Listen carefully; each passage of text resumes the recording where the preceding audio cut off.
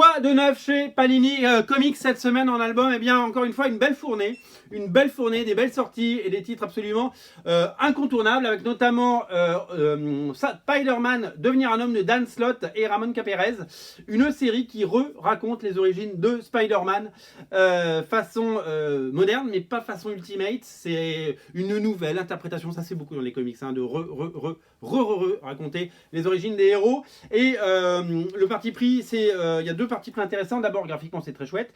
Le parti pris numéro 1, c'est c'est un Spider-Man né dans les années 90, donc qui a 15-16 ans dans les années 2000, et donc c'est un jeune d'aujourd'hui, voilà. Là, ça c'est la première chose. Et la deuxième, c'est que ça suit notamment un personnage qui s'appelle Clash, créé pour l'occasion, et ça, on revit l'histoire de Spider-Man, de Peter Parker, à travers son regard. Il a influé sur sa vie, mais on ne le savait pas, et on va le découvrir là-dedans. C'est plutôt sympa, c'est très chouette, c'est bien fait, et c'est absolument incontournable. Voilà, un très bel album à découvrir. Réédition dans cette collection qui vraiment prend de l'ampleur chez Panini Comics. Vous savez, ces belles éditions format 100%, mais tout en noir, comme X-Men, Dieu crée, l'homme détruit, pardon, excusez-moi. Comme par exemple Marvels ou Marvels, l'œil de l'objectif.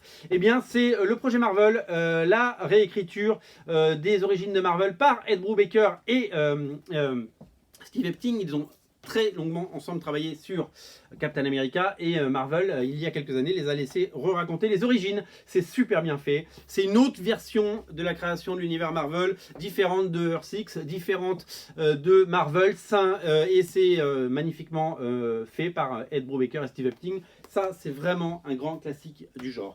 Au niveau New Mutants, au rayon des... alors, vous savez que le film est encore repoussé. C'est un truc de malade. 4e fois. Là, pour le coup, c'est pas la faute de Fox, c'est pas la faute de Marvel, c'est la faute du virus. Mais du coup, on a droit depuis 3 ans à des magnifiques intégrales et des magnifiques bouquins. Et ça, c'est quand même super cool. Donc, les Nouveaux Mutants version Bill Sienkiewicz sont à découvrir dans l'intégrale avec du beau papier.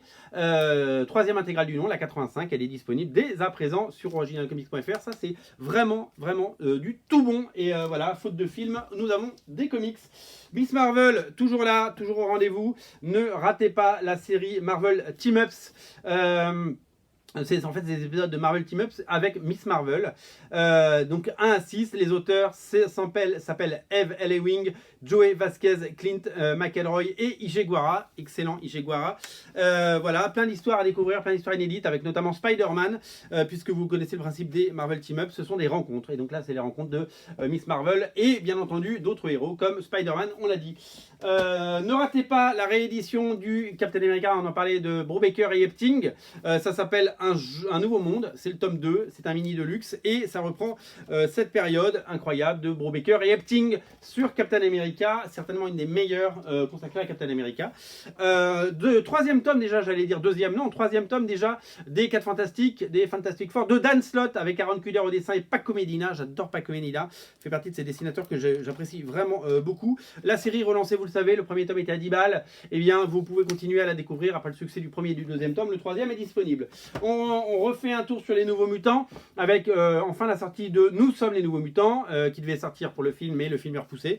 Ils doivent être un peu verts chez Panini, avec tous les épisodes clés à découvrir autour des Nouveaux Mutants, mais aussi la création d'X-Force. Donc il y a du Rob Liefeld, il y a du classique, il y a de tous les auteurs qu'on aime, il y a toutes les époques, et c'est incontournable pour découvrir ces héros qui ont une place particulière dans mon cœur, parce que j'ai commencé les comics en lisant les Nouveaux Mutants de Arthur Adams notamment.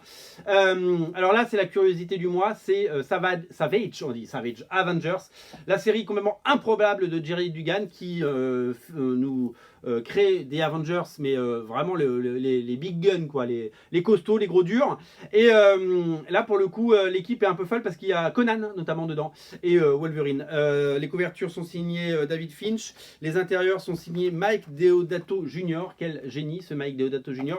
C'est à découvrir d'urgence pour moi, ça fait partie de ces coups de cœur de ce début d'année. Voilà, on termine par les Nouveaux Mutants, 3e salve, Nouveaux Mutants en deluxe, avec le 3e deluxe de la dernière série en date de Dan Dan Abnett et Andy Lanning, dessiné notamment par David Lafuente, et ouais, plein de dessinateurs talentueux pour une version très fraîche et très moderne des Nouveaux Mutants. Voilà, ça c'est David Lafuente, j'aime vraiment beaucoup. Voilà pour les sorties Panini de la semaine. On se retrouve très bientôt avec d'autres sorties. Faites le plein, le lien dans le descriptif de la vidéo et la boutique est ouverte. Salut!